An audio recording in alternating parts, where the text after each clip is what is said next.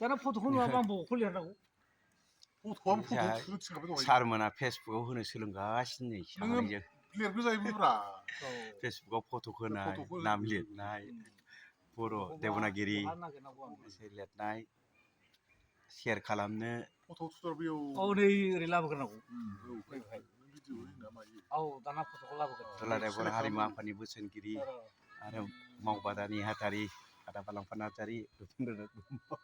रोंखानानै सोलोंफ्लालायबावो औ रोंखाना सोलोंफादों हारिमु आफादनि एडभाइजारखौ फाग्लानो रोङा जायो रोंखायोसो होनबावबायलै जोंहा गाहाय नेहाथारि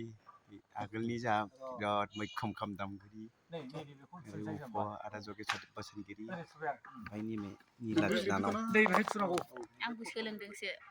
सार बायदि नोङो मोननै थुबा मोननै थांगोन मोनथाम थुबा मोनथाम थांगोन फट'आ थुबा मोनथाम मोनब्रै 10थासो क्लास होनानै दाबो दं नोंनाव बियो